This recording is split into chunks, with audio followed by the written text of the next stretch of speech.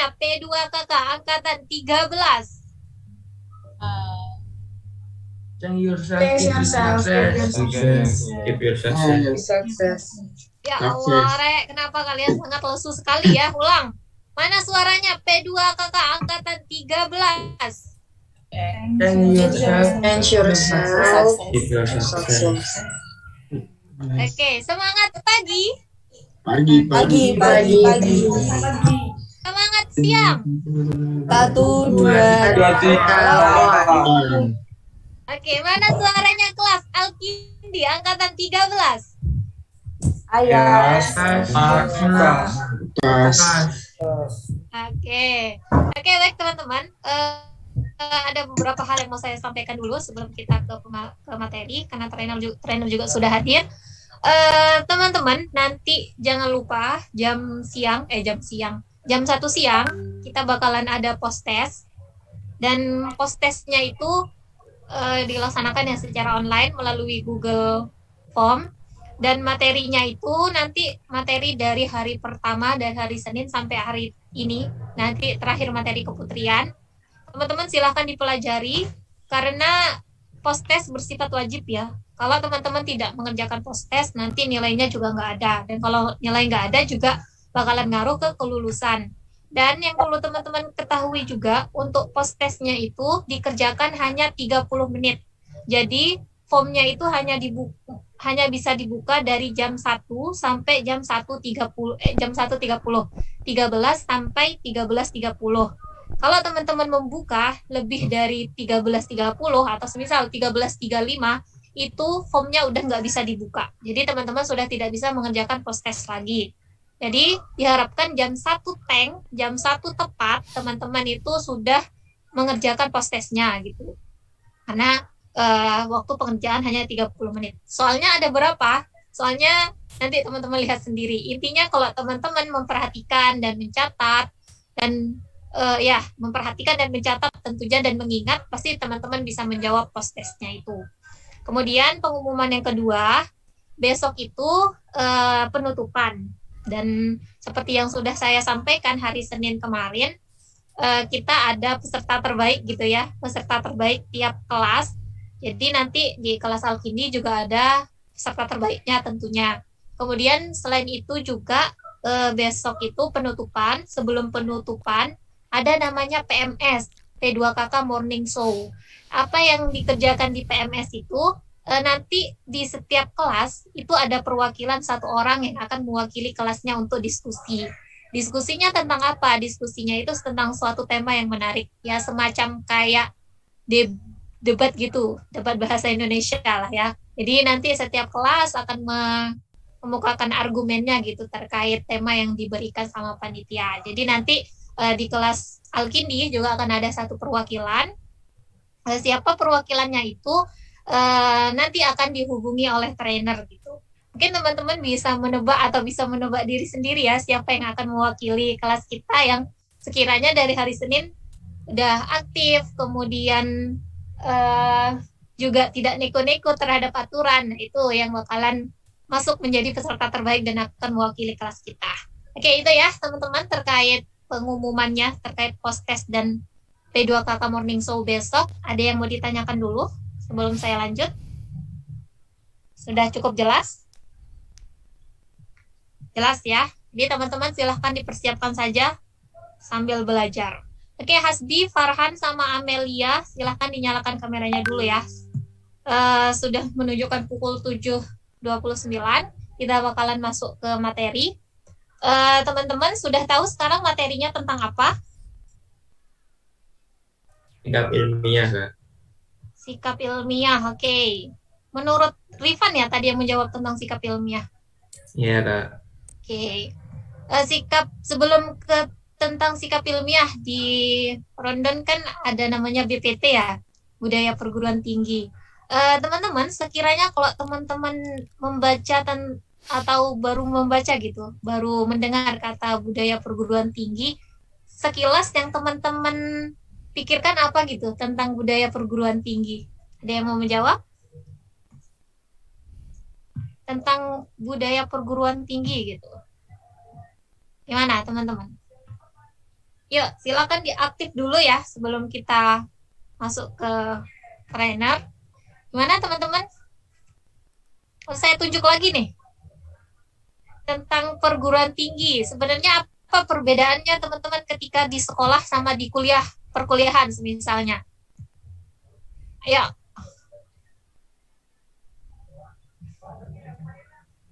Ya, gimana teman-teman? Izin Saya menjawab, tunjuk Kak. ya. Oh ya, silakan Akmal. Gimana kalau menurut Akmal? Perbedaannya yaitu etos akademis lebih tinggi, jauh lebih tinggi daripada SMA karena tuntutan-tuntutannya, terutama akademis ya, bukan hanya non akademis, itu jauh lebih tinggi. Oke, ada lagi?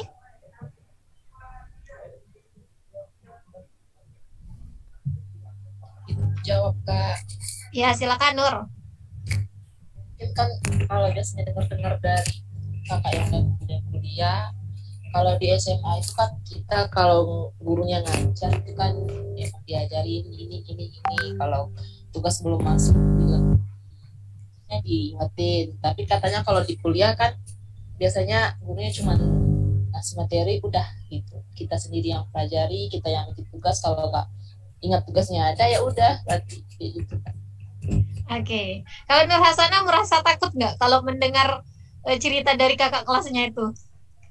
Takut sih, cuman palingan kayak aku kan suka lupa gitu Kak kalau ada tugas gitu. Palingan itu aja sih takutnya Kak. Oke. Takut tugasnya nggak masuk gitu. Oke, baik. Ada lagi teman-teman yang mau berpendapat tentang budaya perguruan tinggi atau perbedaan nih? Kira-kira nggak akan teman-teman dapatkan ketika dulu masih di sekolah sama sekarang kalau sudah masuk perkuliahan, kira-kira bakalan apa? Oh, tadi katanya Nur bakalan lebih banyak mandiri gitu ya kalau di perkuliahan. Ada yang lain teman-teman? Banyak ya sebenarnya. Silakan berpendapat dulu. Saya Mbak. Ya, silakan Rizal. Kalau perguruan tinggi itu pembelajarannya menjadi independen. Oke, pembelajaran kayak gimana maksudnya? Lebih fleksibel gitu kan. Fleksibel kapan-kapan kita mau kuliah gitu. Ya Mbak.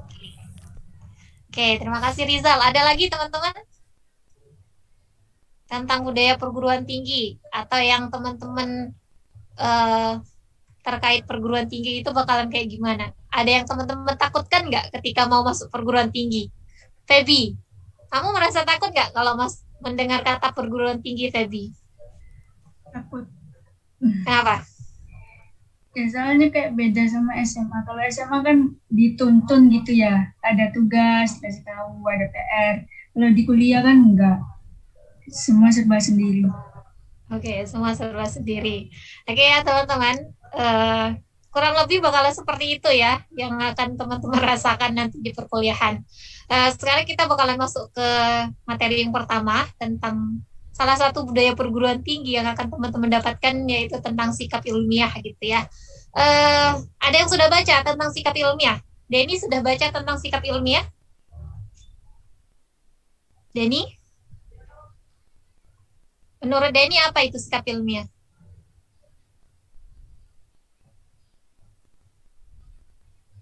Dengar nggak, Den?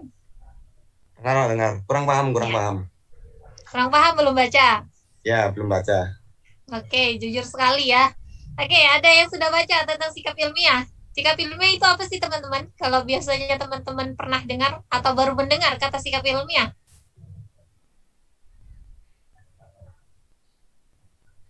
Pola pikir umum, Mbak. Pola pikir umum. Oke, menurut Rizal pola pikir umum. Ada yang lain lagi tentang sikap ilmiah itu apa gitu? Ilmiah. Perilaku dalam menuntaskan suatu masalah. Oke, itu dari Intan. Ada lagi teman-teman? Memecahkan suatu masalah secara sistematis menggunakan langkah ilmiah. Oke, lebih panjang lagi ya, kayaknya lebih mengkerucutkan lagi jawaban-jawabannya. Ada lagi teman-teman? Itu nanti bakalan mengarah ya. Silahkan kalau ada pendapat lagi. Akmal, silahkan. Sikap ilmiah itu ya sikap yang berorientasi pada ilmu sehingga dikatakan ilmiah. Misalnya yaitu sifat-sifat yang objektif, rasa ingin tahu, selalu ingin bertanya dan menyimpulkan segala sesuatu dengan fakta atau dasar-dasar yang dapat dijadikan sandaran. Oke. Nur Hasana tadi mau ngomong, silakan.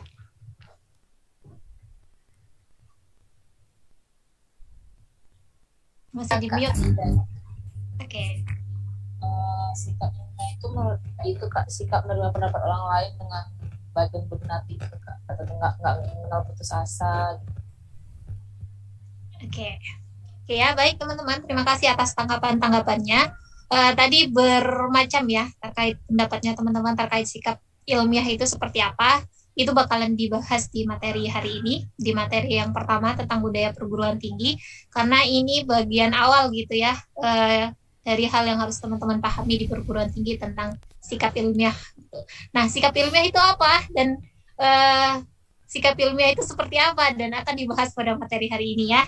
Oke teman-teman, silahkan disiapkan posisi terbaiknya. Sebelum ke materi, saya mau cek semangatnya dulu ya. Semangat pagi. Pagi. Oke, sudah siap menerima materi pagi ini? Siap, Kak. Ya, Kak. Kalau sudah siap semua, langsung saja kepada Bapak Zainul Anwar. Waktu dan tempat saya persilahkan. Oke, terima kasih Mbak Juli. Assalamualaikum warahmatullahi wabarakatuh. Waalaikumsalam warahmatullahi wabarakatuh. Assalamualaikum warahmatullahi wabarakatuh. Alhamdulillahirabbil alamin. Allahumma sholli ala Muhammad rabbi yatni ilman nafi'an warzuqni fahman. Saya ucapkan terima kasih pada Mbak moderator ya, Mbak Yuli dan para peserta P2KK. Alhamdulillah pada pagi hari ini kita bisa bertemu meskipun secara fisik jauh di tempat masing-masing, tapi insya Allah secara hati kita sangat dekat gitu ya, karena dengan dekatnya hati itu akan membantu kita semua untuk lebih mudah untuk menerima apa yang ingin kita pelajari. Seperti halnya orang kalau lagi jatuh cinta begitu ya. Orang kalau lagi jatuh cinta itu kan meskipun jauh di sana begitu ya, tapi kan katanya dekat di hati begitu ya. Sehingga apapun yang dilakukan mereka yang sedang jatuh cinta itu ya semuanya akan terasa mudah dan menyenangkan gitu ya. Bahkan kadang nggak disuruh ini disuruh itu sudah tahu duluan ya. Jadi saya berharap mulai pagi hari ini ketika kalian sedang belajar atau menuntut ilmu ya seperti halnya kalian sedang jatuh cinta begitu ya. Sedang jatuh cinta. Orang jatuh cinta itu kan pasti merasa senang itu ya, selalu tersenyum itu ya. Jadi prinsip itulah ya, coba kalian terapkan ketika sedang menuntut ilmu. Dan yang kedua, jangan kebalikannya ya. Kalau orang lagi marah begitu ya, jengkel atau mangkel seperti itu, nah, itu berbeda lagi ya. Meskipun secara fisik dekat tapi jauh di hati begitu ya, jauh di hati. Sehingga apapun yang disampaikan meskipun dengan sekenceng-kencengnya, sekeras-kerasnya begitu ya, ya nggak akan pernah nyampe begitu karena jauh di hati ya. Nah, mudah-mudahan para peserta P2KK pada pagi hari ini bisa lebih dekat hati kita sehingga kita lebih mudah untuk memahami apapun yang kita pelajari ya. Sebelum kita lanjutkan pada materi pada pagi hari ini terkait dengan budaya perguruan tinggi, saya perkenalkan sejenak Karena kata orang Jawa itu tak kenal maka tak sayang. Nah, artinya semakin kenal semakin sayang, ya. Jadi kalau sudah terasa sayang itu, ya kembali lagi kalau seperti orang jatuh cinta itu ya, wah, pasti ya senang, tersenyum. Nah, paling enggak dua ciri utama itu saja yang selalu menyertai kita ketika kita sedang menuntut ilmu, ya. Selalu senang dan tersenyum gitu, ya. Nama saya seperti yang disampaikan Mbak Juli tadi ya, Zainul Anwar, ya. Zainul itu katanya artinya itu perhiasan, ya. Anwar itu bercahaya, ya, jamak dari nur, ya. Nah, jadi kalau dijadikan satu ya perhiasan yang bercahaya. Nah, mudah-mudahan saya bisa menjadi perhiasan yang bercahaya untuk kalian semua, gitu ya. Katanya nama itu salah satu rahasia cita-cita orang tua kita, gitu ya, atau harapan dari orang tua kita, ya. Makanya nggak ada orang tua memberikan nama yang jelek, itu nggak ada. Ya, pasti namanya bagus-bagus karena di situ tersimpan rahasia dari harapan atau keinginan orang tua kita, gitu, ya. Sehingga menurut saya kalian semua harus tahu ya, kira-kira nama saya itu apa sih artinya, gitu ya. Nah, termasuk kalau ada nama panggilan ya sebisa mungkin panggilannya itu yang positif, karena ada juga yang mengatakan ya, nama itu adalah doa, begitu ya. Nama itu adalah doa. Artinya apa? Semua yang diucapkan oleh orang lain atau yang kita ucapkan di dalamnya mengandung unsur doa, ya. Dan kita tahu senjatanya orang Islam itu satu, yaitu doa, ya, doa. Nah, mungkin itu saya nggak tahu ini namanya bagus-bagus, sudah tahu artinya apa belum ya. Nah, kalau belum ya tanya nanti ke bapak ibunya ya. Kalau yang belum tahu nama saya itu apa sih Bu, artinya Pak, gitu ya. Jadi sebaiknya Anda semua tahu kira-kira apa sih makna dari nama kalian. Tapi kalau ada yang umumnya orang Indonesia itu kan dengan nama panggilan ya, nama panggilan. Kalau nama panggilannya positif ya tidak apa-apa. Contoh misalkan Ustadz, Ustadz, nah, panggil Ustadz gitu ya, ya tidak apa-apa. Siapa tahu nanti jadi Ustadz beneran gitu ya. Tapi kalau dipanggil Kebo, Kebo, nah ini kan kurang bagus gitu ya. Kenapa panggil Kebo? Soalnya tiduran, ngantukan, nah, ya, panggil Kebo. Nah, jangan mau ya kalau dipanggil dengan nama panggilan yang jelek ya, karena di situ mengandung unsur doa begitu. Itu ilmiah ya, ilmiah. Karena mungkin kalian semua pernah membaca hasil riset di Jepang bagaimana air itu diberikan kata-kata yang positif ya, itu menghasilkan bentuk gambar yang sangat indah begitu ya.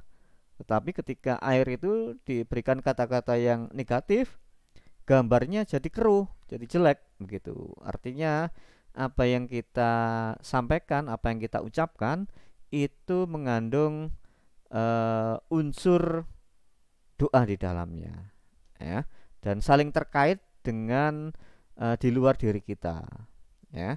Dan kita tahu apa yang ada dalam diri kita bisa dikatakan 80% itu adalah air ya, yaitu darah. Nah, darah itu kan air. Sehingga apapun yang kita sampaikan keluar, kalau itu positif itu bagus, tapi kalau tidak bisa menyampaikan yang positif lebih baik diam.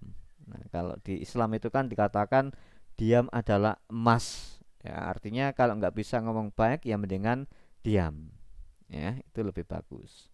Nah, ini baru perkenalan nama ya tadi ya. Saya lanjutkan lagi nanti kalau kenalannya lama-lama Waktunya nggak cukup ini. Sampai jam berapa Mbak Juli? Saya agak lupa. Untuk materi pertama sampai jam 8.15 Bapak. Kalau dilanjut semuanya sampai jam berapa? Kalau dilanjut semuanya, sebentar. Gimana ini? Mbak-mbak, mas-mas semua mau dilanjut semuanya biar nanti istirahat kalian agak lama atau per ini istirahat? Dilanjut aja Pak, biar lama nanti istirahat. Oke. Setuju dilanjut saya, Pak. Setuju dilanjut ya. Kita izin sama Mbak Juli sebentar ya. Kalau dilanjut itu biar saya bisa estimasi waktunya ya. Sampai jam 10 apa jam? Sampai jam 9. Kalau tiga-tiganya lanjut 15 berarti 9.30 Pak. 9.30. Oke ya. Nanti minta tolong diingatkan kalau saya kelupaan waktu ya Mbak Yuli ya. Iya Pak, siap. Oke. Oke, saya lanjutkan lagi ya. Jadi itu nama saya. Nama itu penting ya. Meskipun ada beberapa yang ya hafal artinya sebuah nama, tetapi orang kalau nggak punya nama itu ya nggak bisa dipanggil begitu ya, nggak bisa dipanggil, nggak bisa berinteraksi ya. Maksud manggilnya he gitu aja ya. Itu kayak anak TK itu panggil he gitu ya. Nah, saya asalnya dari Lamongan ya, Lamongan. Saya nggak tahu ini ada orang yang dari Lamongan apa enggak ini? Enggak ada nampaknya ya. Saya ngajar di Fakultas Psikologi. Kebetulan saya menjabat sebagai Wakil Dekan 3. Wakil Dekan 3 itu khusus bidang yang menangani mahasiswa dan alumni ya. Jadi terkait dengan pengembangan diri mahasiswa atau alumni itu ada di Wakil Dekan 3. Kalau akademik Wakil Dekan 1. Kalau SDM sarana prasarana itu Wakil Dekan 2 ya. Apalagi ya yang perlu saya kenalkan ya? Ada yang tanya barangkali untuk perkenalan? Bebas tanya apa saja boleh.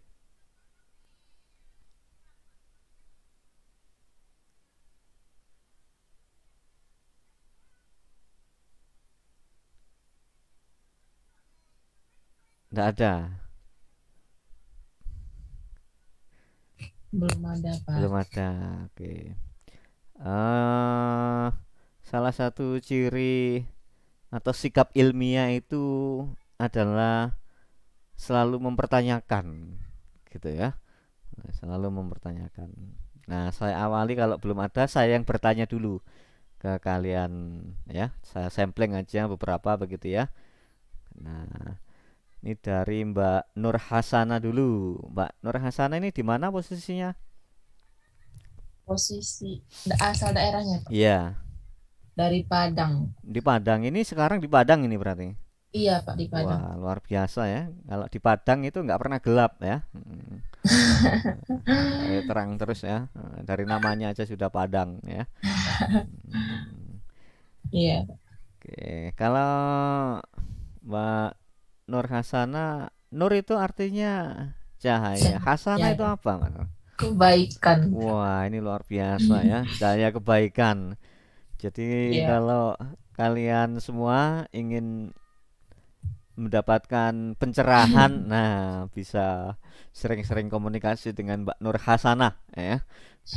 Di dalamnya mengandung cahaya kebaikan ya. Cahaya kebaikan.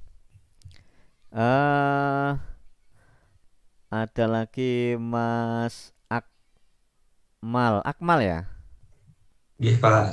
Mas Akmal dari mana Mas Akmal? Saya asal Trenggalek Pak. Oh, Trenggalek ya? Ini sekarang di Trenggalek? Sekarang sudah di Malang kos. Sudah nggak sabar pengen segera kuliah ya Mas Akmal ya.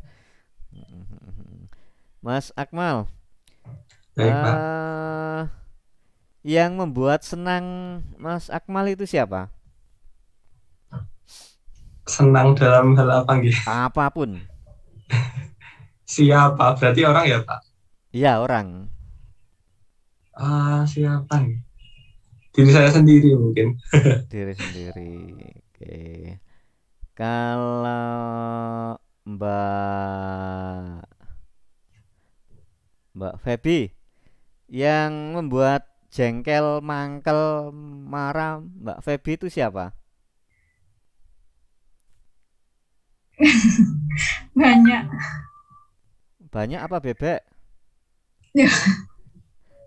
Banyak, Pak. Siapa kira-kira?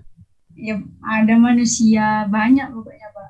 Loh iya, sebutkan satu saja, nggak usah banyak-banyak. Siapa gitu? Apa Teman pacarnya? Enggak punya pacar. Apa mantannya? Teman, Pak. Kadang. Teman. Oke ya. Ini penting saya tanyakan ya, karena juga terkait dengan ke depan bagaimana kalian semua itu belajar di perguruan tinggi ya. Jadi jawaban yang paling betul seperti yang disampaikan oleh Mas Akmal tadi. Siapa yang membuat kita senang, jengkel, mangkel, marah, ya, gembira, itu ya diri kita sendiri. Ya. Bukan orang tua kita, bukan teman kita, ya, bukan pacar kita, bukan. Mereka itu hanya stimulus. Ya, mereka stimulus. Kita tidak bisa merubah stimulus. Yang kita bisa rubah adalah respon. Ya. Jadi kalau teman Mbak Feby bikin jengkel, ya kalau kita respon senang ya jadinya senang. Ya, kalau kita respon mangkel, marah ya jadinya marah. Ya. Artinya yang membuat diri kita senang, mangkel, marah itu adalah diri kita sendiri. Ya. Ini kenapa saya sampaikan? Ya karena itu tadi, ketika kalian itu belajar atau menuntut ilmu, misalkan seperti sekarang ini, tapi kok kalian ini dalam kondisi marah, jengkel, nih Pak Zainul dari tadi ngomong tok marah, mangkel. Ya berarti kalian membuat diri kalian ini marah, jengkel, mangkel ya. Maka hati kita jauh. Ya, orang marah itu kan hatinya jauh. Sekeras apapun apa yang saya sampaikan, ya nggak akan pernah nyampe ilmunya, ya karena hati kita jauh. Tapi beda mereka yang seneng ya, bahagia ya. Mungkin saya nggak ngomong aja kalian sudah paham begitu ya. Kayak kalian kalau sama pacarnya gitu ya, pacarnya ya karena mungkin sama-sama senang begitu ya. Nggak bilang jemput aja langsung jemput gitu ya. Artinya ternyata energi orang yang senang gembira itu bisa menarik apa yang sebenarnya ingin kita dapatkan ya. Nah, oleh karena itu mulai hari ini ketika Anda sedang menuntut ilmu atau sedang apapun, usahakan selalu merespon senang. Nah, gimana Pak? Nggak bisa ya, susah ya, kadang begitu ya. Ya kadang yang membuat susah itu ya diri kita sendiri. Ya, diri kita sendiri. Tapi kalau kita buat senang ya senang aja. Contoh misalkan Mbak Feby ini diputus pacarnya, jengkel mangkel loh. Kalau jengkel mangkel ya bisa aja karena memang direspon begitu. Tapi kalau direspon senang ya senang aja. Alhamdulillah diputus, bisa cari yang baru ya. Jadi mumpung dulu belum sampai nikah begitu ya. Kalau nikah cerai kan susah. Ini masih pacar diputus, wah alhamdulillah kan senang jadinya ya. Nanti kalau kuliah seperti yang disampaikan Mbak Zuli tadi, kuliah itu banyak tugas gini. Ya kalau kita respon senang ya senang aja ya. Kalau kita respon jengkel, mangkel, sedih ya jadinya seperti itu. Ya, gimana kita meresponnya? Ya direspon aja. Wah tugas banyak ini kuliah. Alhamdulillah ini tugas banyak kuliah. Kalau nggak ada kuliah itu bukan mahasiswa itu, nggak ada tugas itu. ya.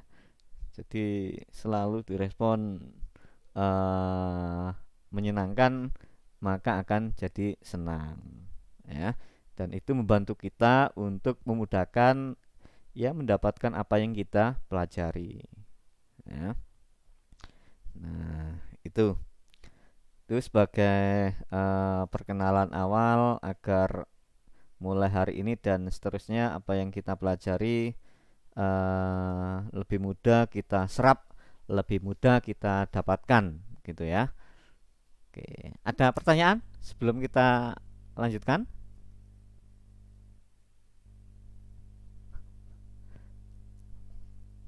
Belum ada.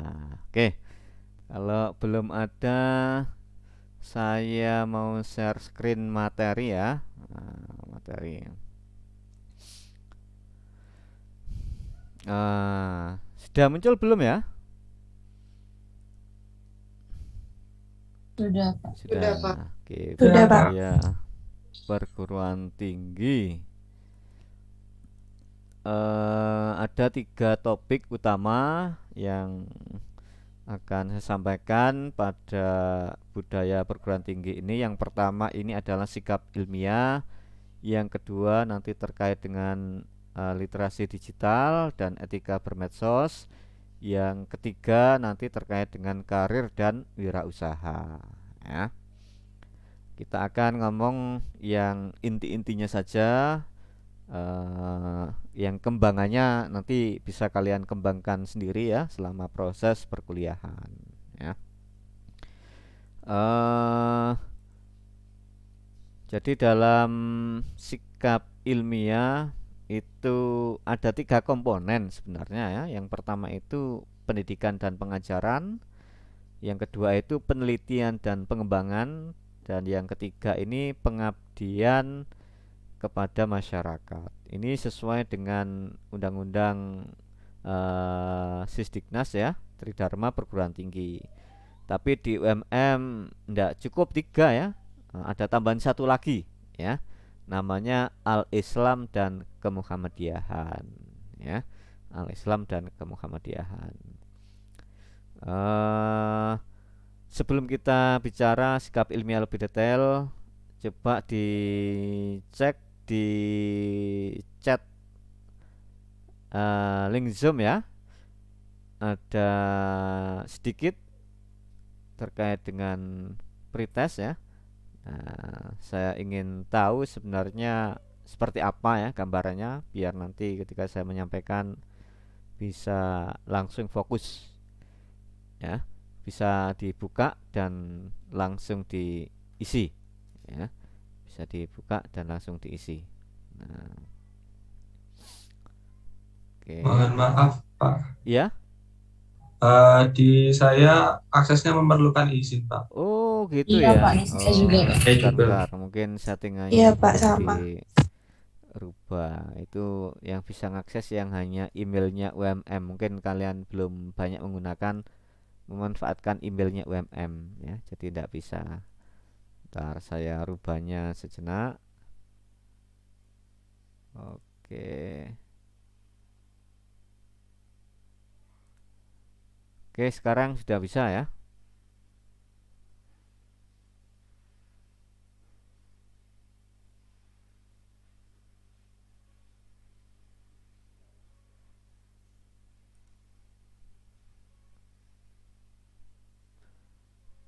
Bisa langsung diisi.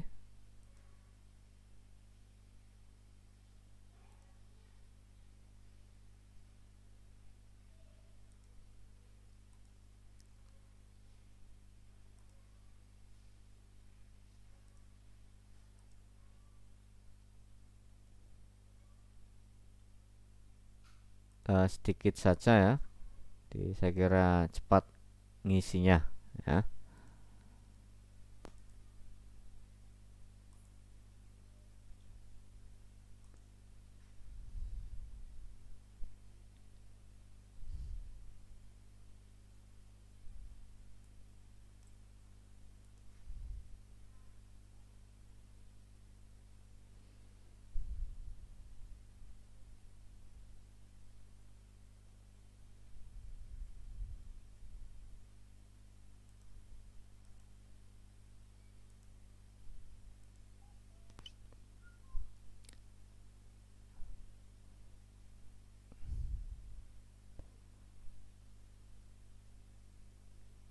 baru 11 yang merespon ya. Nah,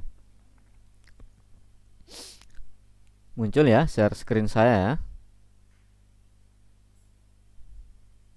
Muncul, Pak. Oke, oke.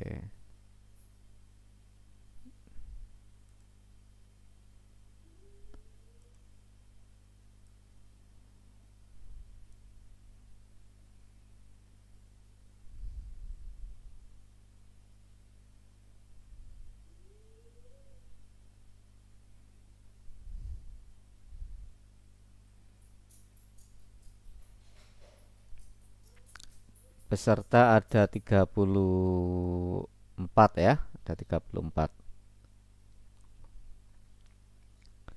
23. Oke, kita tunggu sebentar lagi.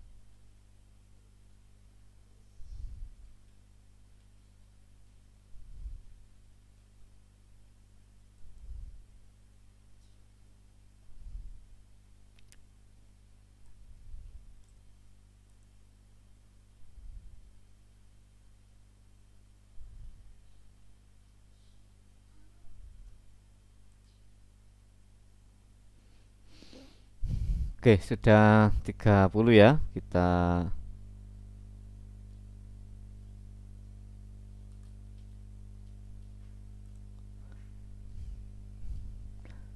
Oke, sudah 30-an, kita cek aja ya hasilnya.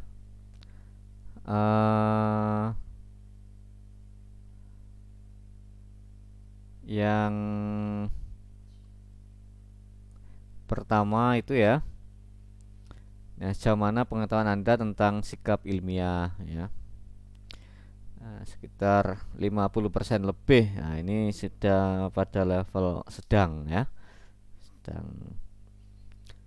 Ada sekitar 12%-an ya, baik lah ya. Nah, yang masih kurang cuma 6 sekian persen saja. Nah, artinya ternyata kalian sudah punya wawasan ya terkait dengan sikap ilmiah. Tinggal kita matangkan lagi dalam pertemuan pada kali ini. Terus yang berikutnya, apa tujuan Anda kuliah? Wah, ini macam-macam ya. Mempersiapkan diri untuk bekerja di masa depan, untuk mencapai cita-cita saya, untuk meraih manfaat dari ilmu dan pengalaman yang saya tempuh selama kuliah, untuk mengejar cita-cita, menambah ilmu yang kelak berguna, untuk belajar, untuk mencari ilmu ya. Saya kuliah untuk membantu saya dalam mencapai cita-cita ya. Disuruh Umi, nah, yang disuruh Umi ya, untuk mengasah kemampuan serta bakat minat, untuk mempelajari pengetahuan, ingin mendapatkan pendidikan yang lebih tinggi ya, mencari ilmu, belajar. Nah, ini ada lagi disuruh Umi. Nah, abahnya nggak pernah menyuruh ya, Uminya yang nyuruh ini ya. Kasihan abahnya ini ya. Mempelajari ilmu baru dan memperluas wawasan ya, menambah wawasan dan ilmu, mengembangkan ilmu untuk melanjutkan pendidikan lebih lanjut dan memperluas wawasan ya. Oke. Jadi ternyata banyak sekali variasi ya dari kalian semua ya terkait dengan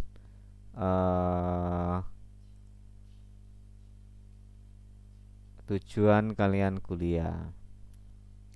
Mungkin perlu kita meluruskan ya niat kuliah atau tujuan kuliah itu apa gitu ya.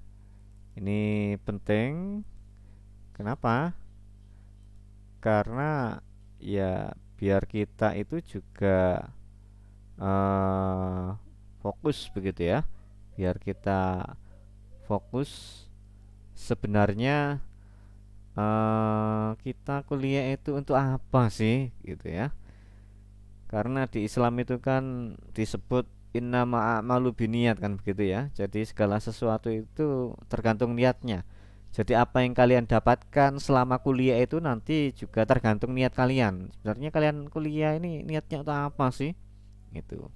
Apa hanya sekedar disuruh umi? Apa hanya sekedar menaikkan status? Atau hanya sekedar untuk mendapatkan pekerjaan? Ya. Nah, saya kira mulai sekarang juga diluruskan ya niatnya untuk kuliah begitu.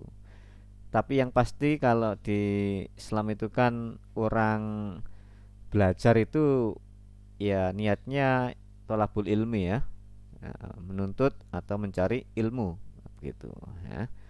Nah, ilmu itu sangat luas sehingga manfaatnya pun bisa kita gunakan dalam berbagai bentuk. Ya, itu manfaatnya. Misalkan ya nanti mudah untuk mendapatkan pekerjaan. Nah, itu kan efek.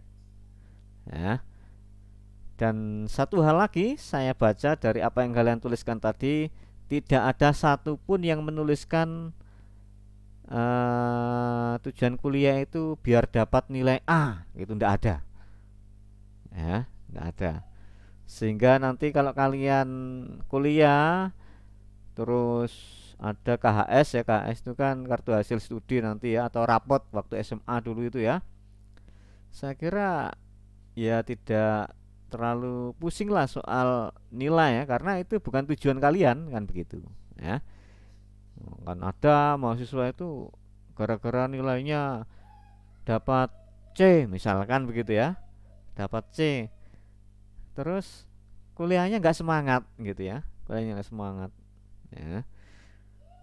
Nah, jadi perlu diingat, jadi tujuan kalian kalau kuliah itu bukan mencari nilai A, bukan mencari pekerjaan ya, tetapi menuntut ilmu. Insya Allah kalau menuntut ilmunya sungguh-sungguh, entah itu nilai atau pekerjaan, itu kan dampak saja, efek saja ya. Nah, pasti akan dapat yang terbaik ya, tapi kalau dapatnya belum yang terbaik, nah itu perlu kita mengevaluasi diri ya. Jangan-jangan niat saya itu salah ini ya, dengan apa yang saya lakukan tidak sinkron gitu ya, tidak sinkron ya. Sehingga itu menjadi penting sejak dini harus kita sampaikan ya, harus kita terapkan ya, biar ya semuanya itu paham. Nanti kalian semua itu sebenarnya kuliah itu bukan untuk mencari pekerjaan ya atau yang lain, tetapi salah satu poin tujuan utamanya ya menuntut ilmu. Sehingga perlu kiranya kalian itu memahami ya, kira-kira orang kalau menuntut ilmu itu apa sih yang perlu dipersiapkan ya. Yang perlu dipersiapkan, banyak ahli memberikan berbagai apa namanya itu strategi, sarana atau mungkin adab-adab begitu ya, itu banyak ya. Nah, salah satu di sini adalah terkait dengan budaya PT atau budaya perguruan tinggi ya. Yang poin utamanya di sini adalah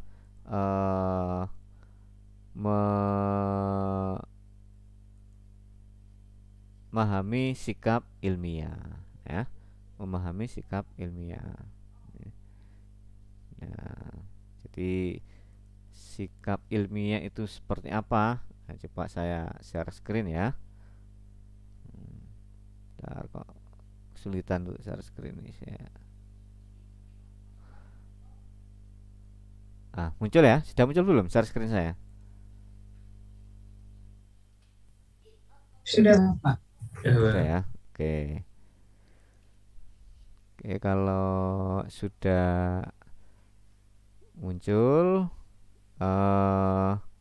kita perhatikan seperti apa sih sikap ilmiah itu yang harus kita pelajari begitu ya, agar kita itu memiliki sikap ilmiah yang sesuai ya. Sesuai di sini itu ia menggambarkan memang nanti kalian itu menjadi sosok betul-betul mahasiswa ya, bukan siswa lagi ya, bukan siswa lagi. Jadi kalau maha itu sebenarnya hanya pantasnya dimiliki oleh Tuhan ya, maha itu ya. Tapi ada lagi nih, yaitu mahasiswa ya. Itu tidak sekedar tulisan saja, tapi itu ada makna yang sangat dalam yang perlu kita perhatikan ya, yang perlu kita perhatikan. Nah, apa sih yang membuat mahasiswa itu istimewa gitu ya? Yang membuat mahasiswa itu istimewa dibanding dengan yang lain, atau ketika kalian mungkin waktu sekolah dulu itu masih ya siswa gitu ya, masih siswa. Nah, mahasiswa di sini tentunya sangat berbeda ya, karena ada nilai-nilai luhur yang perlu kita pahami ya. Jadi output ketika nanti kalian lulus menjadi mahasiswa itu adalah sarjana ya, sarjana. Nah, sarjana itu dari kata saujana begitu ya, dari kata saujana. Itu memiliki makna kematangan berpikir, kematangan emosi ya, dan kematangan berperilaku ya, berperilaku. Sehingga ini menjadi penting karena ketika kalian lulus, 3 komponen utama itu akan menjadi perhatian penting bagi masyarakat ya, bagi masyarakat. Nah, sehingga tidak mungkin ketika lulus kok dikatakan wah ini sudah sarjana tapi kok masih begini-begini. Nah, itu berarti tidak berhasil ya, tidak berhasil kuliahnya ya. Bapak, mohon maaf Bapak. Ya. Ini slide-nya emang masih Tridharma perguruan tinggi ya Pak? Oh, belum ganti ya? Belum Pak. Oh, Di saya belum ganti.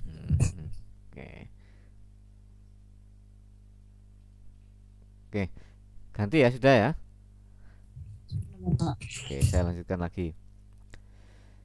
Di luar negeri itu kalau lulusan sarjana itu gelarnya bukan seperti di Indonesia ya. Kalau di luar negeri itu istilahnya itu BA ya, Bachelor of Art ya, Bachelor of Art. Artinya seorang yang sudah lulus menjadi sarjana yang bergelar BA, Bachelor of Art itu apapun yang disentuh oleh mereka yang bergelar BA itu ya memiliki nilai-nilai keindahan, nilai-nilai kehalusan ya. Seni itu kan sesuatu yang indah, sesuatu yang halus begitu ya. Tapi hakikatnya sebenarnya sama ya. Hakikatnya sebenarnya sama, yaitu untuk mematangkan perilaku, mematangkan pikiran ya, itu semua. Nah, jadi kalau tidak seperti itu ya masih belum bisa dikatakan sebagai sarjana ya. Nah, untuk memulai itu tentunya kita dari budaya perguruan tinggi. Nah, budaya itu apa? Saya kira budaya kalian sudah paham semua ya. Tidak perlu saya jelaskan apa itu budaya ya. Karena memang budaya perguruan tinggi itu tentunya agak berbeda dengan waktu SMA. Tapi budaya sendiri itu memiliki makna aturan atau norma ya yang ada di masyarakat. Masyarakat apa? Masyarakat perguruan tinggi kalau di kita. Ya. Nah, jenjangnya macam-macam ya, ada diploma, ada sarjana, magister, spesialis, doktor. Nah, itu semuanya perguruan tinggi. Ya, perguruan tinggi. Yang terpenting budaya perguruan tinggi itu adalah kemandirian yang pertama ya, kemandirian. Jadi kalau kalian apa-apa tidak seperti lagi waktu seperti SMA ataupun SME yang selalu ya biasa disebut dengan anak mama atau anak papa begitu ya. Itu. Tetapi kita semuanya ya dilakukan secara mandiri kecuali kalau bayar SPP ya kan minta orang tua itu wajar. Tapi bayarnya misalkan ya bayar sendiri ya. Sehingga orang tua itu tidak stres mikir bagaimana cara membayarnya ya. Kalau di UMM kan bayarnya pakai virtual account kan begitu ya. Nah jadi budaya di perguruan tinggi salah satu yang paling penting itu adalah budaya mandiri ya. Berikutnya ya yang kaitannya juga erat dengan budaya perguruan tinggi itu adalah terkait dengan ilmu pengetahuan atau yang biasa kita sebut dengan sains ya, sains atau ilmu pengetahuan. Apapun yang kita lakukan dalam bentuk perilaku kita itu tentunya tidak sama dengan mereka yang tidak kuliah, idealnya begitu ya. Jadi tidak common sense ya, tidak seperti orang awam, tetapi kita lebih apapun yang kita respon itu memiliki yang disebut dengan sains atau ilmu pengetahuan. Contoh misalkan coba kamu lihat ke jendela kalian. Di jendela itu ada sinar matahari ya. Ada sinar matahari. Ada, Pak. Ada, Pak. Ada, Pak. Panas enggak? Panas. Panas. Kenapa kok panas kalau keluar gitu misalkan?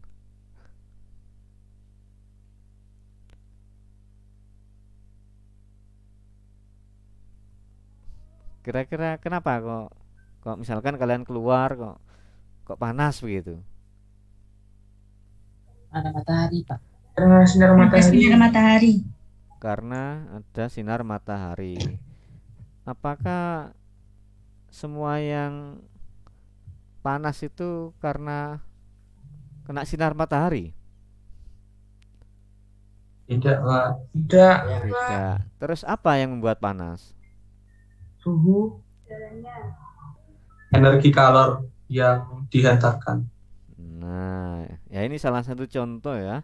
Artinya ketika kita merespon, menjawab sesuatu itu tidak boleh common sense, tidak boleh seperti halnya mereka pada umumnya ya, seperti orang yang tidak kuliah begitu ya. Jadi mereka yang nggak kuliah kalau ditanya di luar begitu panas, kenapa panas? Ya karena ada sinar matahari, gitu ya. Itu jawaban common sense ya, jawaban orang pada umumnya. Orang nggak kuliah pun bisa jawab gitu ya. Tetapi kita sebagai orang yang memiliki sains ya, pengetahuan, tentunya tidak sekedar menjawab karena ada sinar matahari. Mungkin waktu SMA dulu kalian pernah belajar ya, apa yang menyebabkan panas ya di mata pelajaran fisika mungkin itu ya, fisika kalau jurusannya IPA. Kalau IPS ya mungkin nggak ketemu itu ya. Panas itu kalau punya hutang itu panas kalau di IPS itu ya.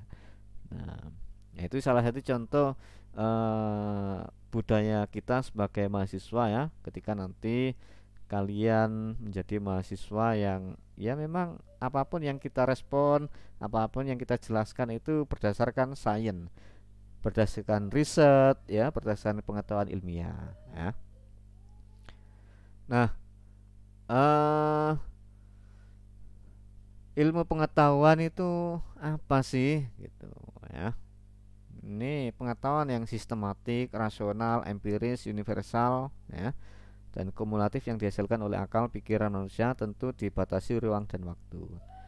Jadi karena apa yang dipelajari ketika kuliah itu adalah ilmu pengetahuan, tentunya kita harus tahu apa itu ilmu pengetahuan ya.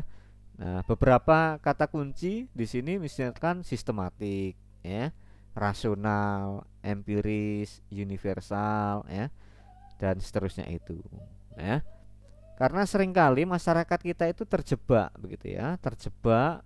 Ada yang kadang sudah profesor begitu ya, tetapi tertipu. Mungkin kalian masih ingat ceritanya Dimas Kanjeng. Masih ingat ya, Dimas Kanjeng apa Kanjeng Dimas itu? Dimas Kanjeng, Pak. Oh, Dimas Kanjeng. Ya, Dimas Kanjeng. Ya. Nah, itu kan ada doktornya, ya, ada profesornya.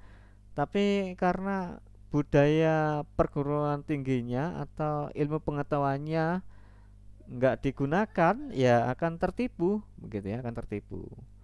Saya kira nggak Kanjeng Dimas saja, banyak ya di masyarakat kita itu yang juga tertipu. Sering kita itu mengatakan, oh, orang ini orang pintar gitu ya, orang pintar ya, ya pintar bujui paling itu ya.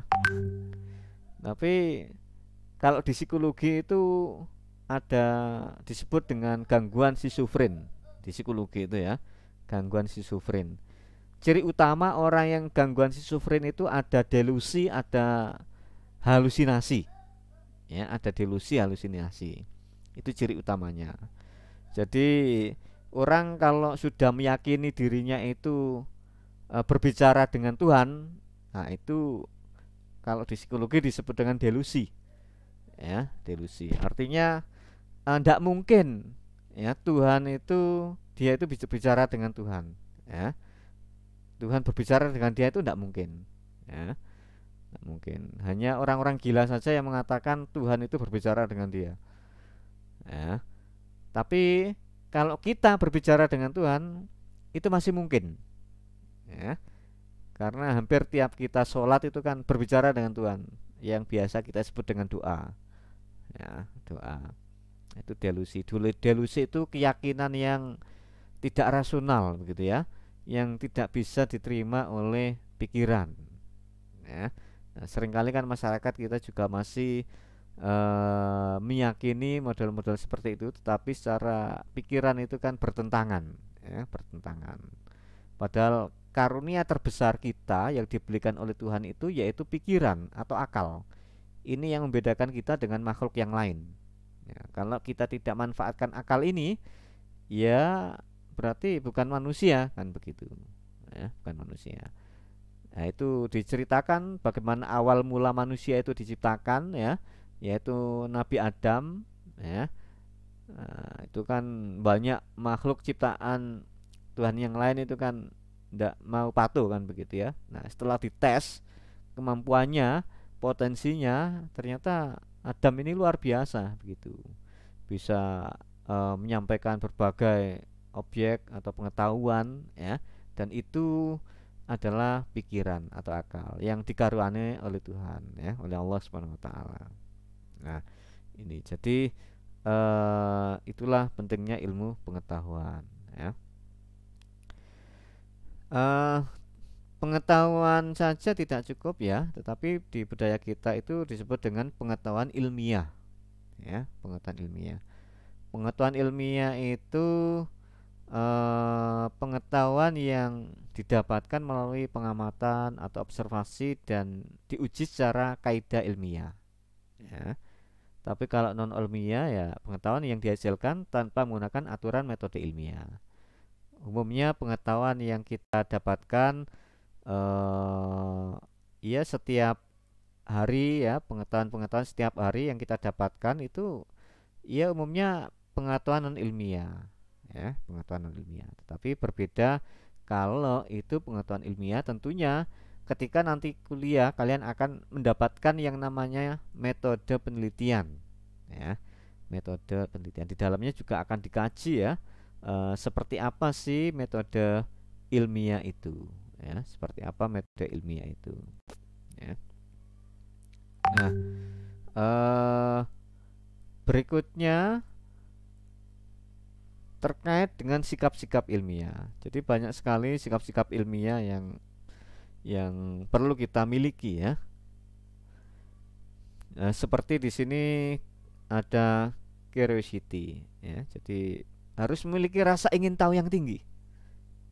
Ya, jadi kalau kalian seperti kalian yang kalau masih awal-awal pacaran itu ya kan rasa ingin tahunya kan tinggi ya, terkait dengan pacarnya itu ya, semuanya ditanyakan, semuanya coba diteropong begitu ya, sampai pengen tahu setahu-tahunya ya.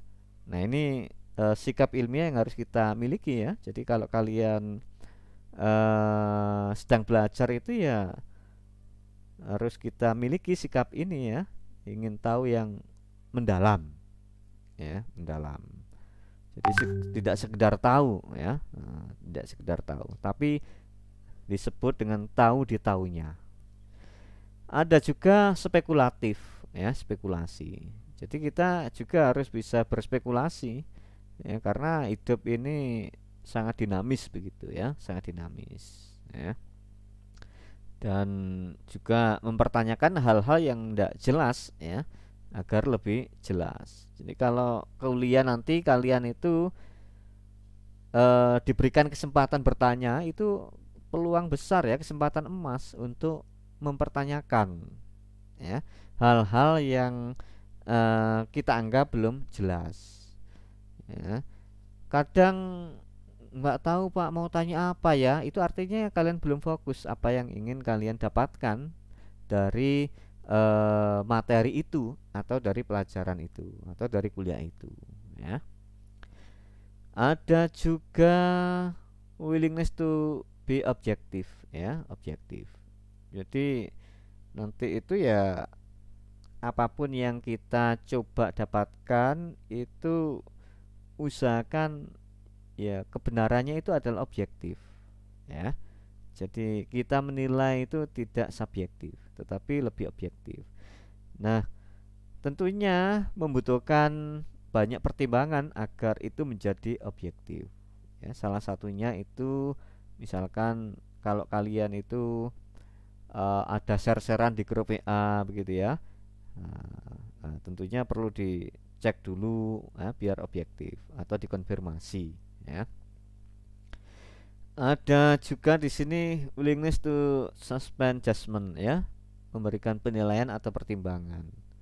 Jadi kalau melihat sesuatu pasti kalian itu melakukan penilaian atau memberikan pertimbangan ya. Karena itu manusiawi ya, manusiawi. Dan tentunya sebisa mungkin apa yang kita nilai, apa yang kita pertimbangkan itu ya seobjektif mungkin begitu ya, berdasarkan apa-apa yang memang kenyataannya demikian ya. Terus ada tentativity ya. Jadi hidup ini kan memang terikat dengan ruang dan waktu begitu ya. Jadi ada waktu-waktu memang kita tidak perlu ngomong misalkan begitu ya. Ada waktu-waktu yang perlu kita ngomong, ada waktu-waktu yang perlu kita dalami. Nah ini perlu kita pahami juga. Dan yang terakhir itu open minded ya, open minded. Jadi pikiran kita harus terbuka ya, jangan pakai kacamata kuda ya, hanya satu arah saja ya, tetapi dari berbagai perspektif, dari berbagai sumber itu harus kita lihat untuk menilai apakah itu memang demikian apa tidak ya. Sehingga kita sebagai mahasiswa itu tidak hanya sekedar berkomentar ya, tetapi juga dengan landasan-landasan perspektif yang variatif ya. Nah, bagaimana cara membentuk sikap ilmiah ya? Jadi nanti kalau kuliah itu banyak strategi ya, banyak cara agar sikap ilmiah kita itu terbangun. Contoh misalkan kalian membentuk study club ya, atau gabung di HMJ, himpunan mahasiswa jurusan ya, atau gabung di berbagai organisasi kemahasiswaan yang lain. Nah, itu mengasah ya kemampuan berpikir kritis kita, dan itu salah satu cara membentuk sikap ilmiah kita. Ya, kalau hanya menjadi mahasiswa kupu-kupu, ya nggak akan muncul yang namanya berpikir kritis. Ya. Kalau kuliah pulang kan jadi mahasiswa kupu-kupu, ya paling kuliah ya terus pulang ngerjakan tugas. Nah, akhirnya nggak muncul, nggak keasah ya kemampuan berpikir kritisnya. Tapi kalau juga aktif di berbagai kegiatan, itu dengan sendirinya akan mengasah ya kemampuan berpikir kritis kita. Karena di situ kita dituntut untuk menyesuaikan diri, untuk memecahkan masalah, untuk selalu berkomunikasi. Nah, itu yang membantu kita untuk selalu berpikir kritis ya. Yang berikutnya itu ciri sikap ilmiah ya. Seperti apa sih orang yang memiliki sikap ilmiah itu? Nah, jadi yang pertama itu sistematis ya.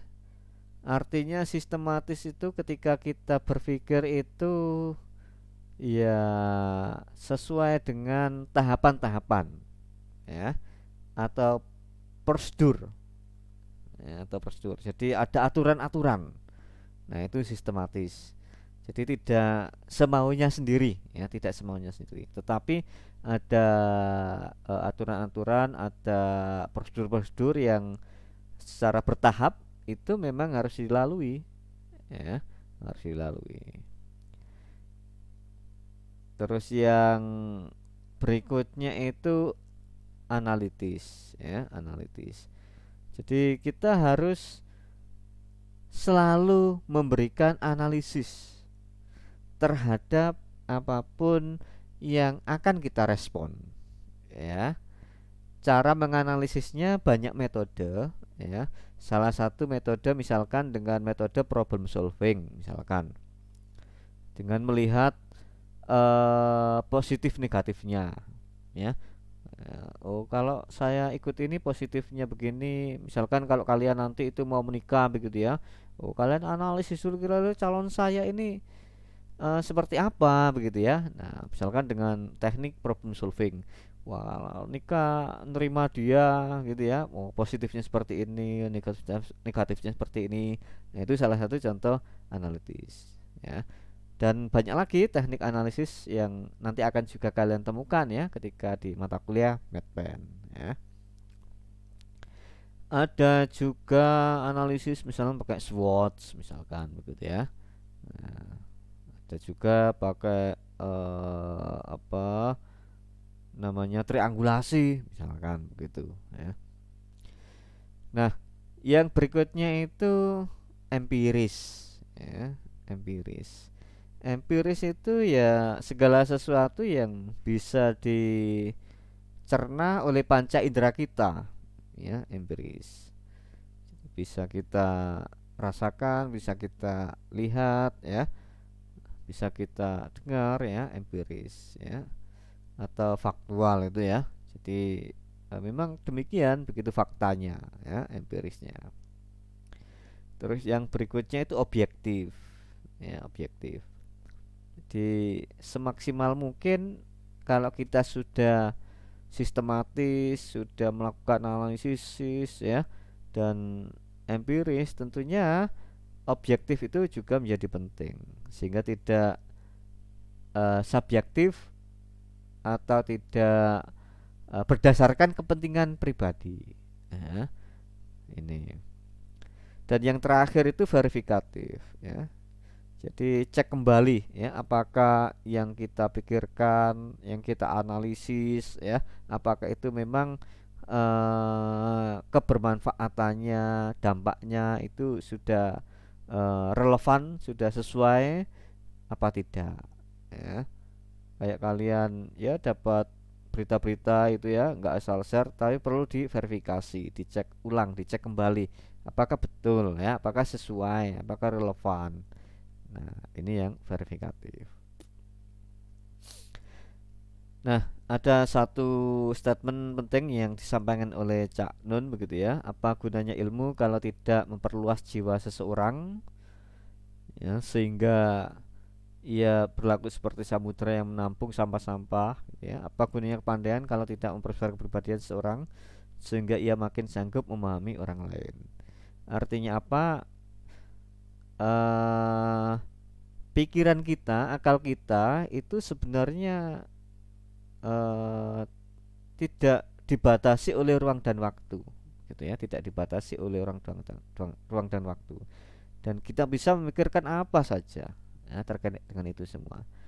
Tapi yang terpenting, apakah yang kita pelajari, apakah yang kita pikirkan itu bisa memahami orang lain atau bisa memperbaiki diri sendiri atau orang lain. Nah, itu yang menjadi penting ya, itu menjadi penting. Jadi apalah gunanya kepandaian, keilmuan yang banyak tetapi tidak memberikan dampak positif pada masyarakat ya, itu sama aja tidak berilmu sama sekali ya. Nah, ini terima kasih ya, ini yang terakhir ya terkait dengan sikap ilmiah. Kalau ada pertanyaan terkait dengan sikap ilmiah, dipersilahkan ya. Barangkali ada. Permisi Pak, izin berpendapat dan bertanya. Oh, silakan, boleh silakan. Terima kasih Pak, sangat menarik sekali materinya. Mungkin sikap ilmiah ini berkaitan sama tentang cara berpikir strukturalis ya Pak. Jadi pendapat saya mau sedikit berpendapat kalau misalnya kita mau berpikir secara ilmiah atau bagaimana cara berpikir secara struktural, kita bisa lihat sejarah waktu zaman sebelum abad ke-5 ya Pak, waktu pas kaum Sofis mengajarkan ilmu pengetahuan kepada rakyat Yunani yang pada saat itu masih sangat percaya mitologi, Zeus dan sebagainya. Yang sampai hari ini ternyata ilmu pengetahuan itu sangat relevan bagi manusia. Menurut Yuval Noah Harari di bukunya yang saya baca Homo Sapiens itu juga mengatakan bahwa rasio atau akal manusia itu sebenarnya tidak memiliki batasan gitu untuk mencapai ilmu pengetahuan. Dan hari ini kalau misalnya kita mau mengakui secara sadar bahwa pendidikan di Indonesia ini masih jauh dari kata maju gitu, kalau misalnya kita mau membandingkan pendidikan Indonesia dengan Prancis mungkin, sedangkan kita sebagai mahasiswa hari ini masih jauh gitu Pak kalau misalnya mau dibandingin sama anak-anak sekolah menengah di Prancis yang sudah bisa berdebat, adu argumentasi dengan pemerintah di Paris itu, dan sedangkan kita mahasiswa masih baru memulai, saya sebagai mahasiswa mulai berpikir struktural bagaimana. Nah, kalau misalnya hari ini kita lihat banyak sekali gitu Pak quotes atau orang-orang yang baru bilang tadi open minded, dan justru menurut saya orang-orang yang menyatakan diri open minded itu banyak sekali terjebak dengan logical fallacies menurut saya. Dia bagaimana dia bilang kan sering banget kita dengar ya Pak, kenapa kamu tidak sukses ya, karena kamu malas, karena kamu tidak belajar gitu. Nah, saya kurang sepakat tuh Pak sama kata-kata atau quotes orang-orang open minded yang seperti itu. Saya lebih sepakat bahwa kita sebagai manusia hari ini telah tidak bisa lepas dari belenggu sistem yang ada di lingkungan kita, atau mungkin kita bisa sebut negara gitu. Kenapa sampai hari ini pendidikan tidak bisa merata dari Sabang sampai Merauke, masih banyak orang yang susah mengakses pendidikan karena mungkin ada biaya atau apa gitu.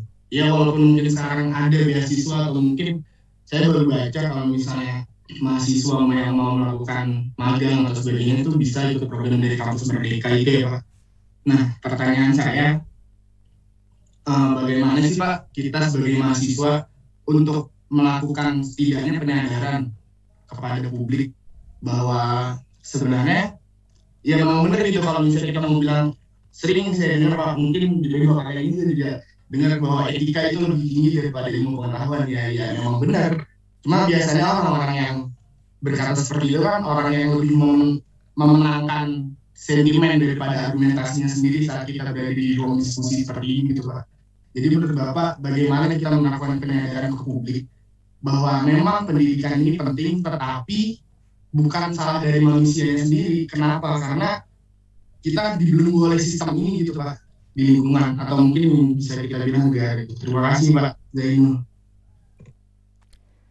Oke, terima kasih Mas Arsi ya, panggilannya Mas Arsi ya, oh, Mas Ardi Putra Pak. Oh Mas Putra, oke, makasih Mas Putra ya.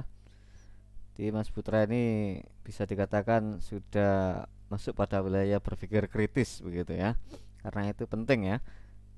Jadi semua mahasiswa itu harus memiliki pikiran kritis memang. Saya memang sepakat sekali ya, pendidikan kita itu memang belum semaju di Amerika ataupun di Prancis ya.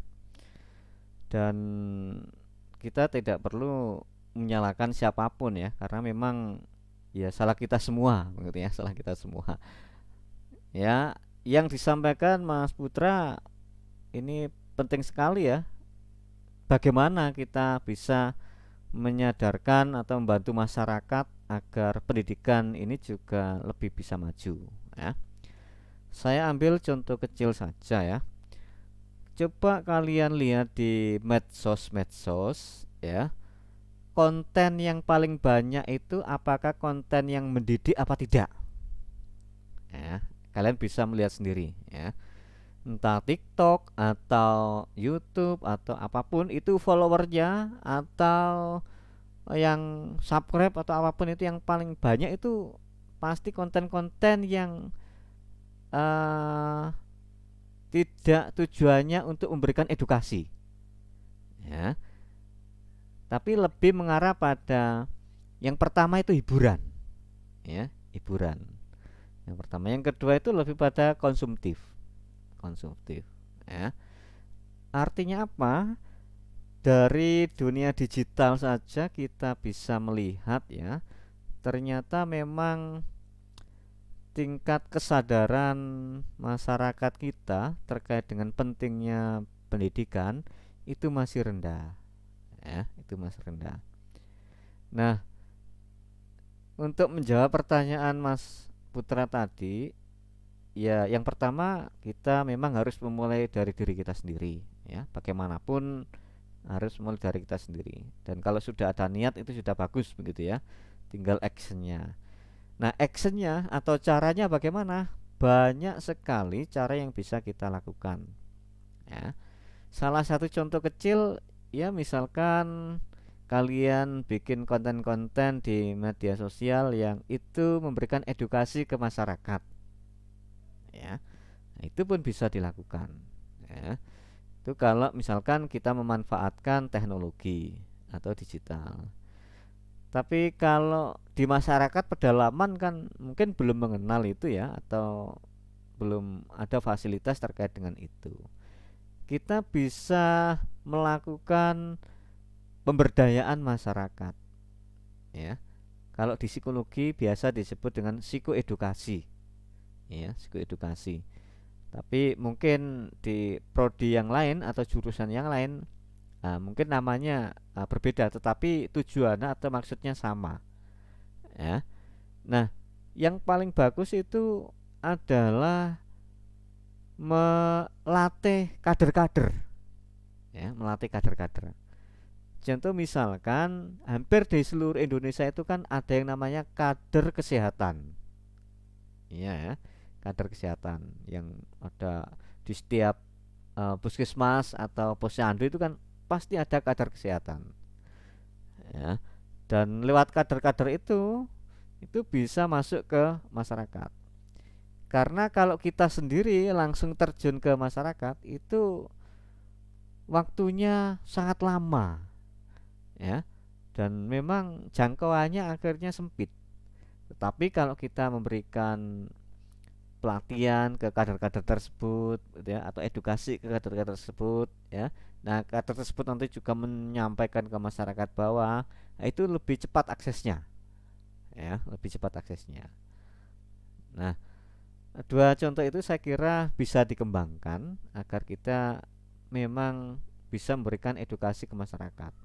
Ini memang butuh perjuangan yang panjang ya, mengingat Indonesia itu kan dijajah Belanda itu 300 tahun lebih begitu ya.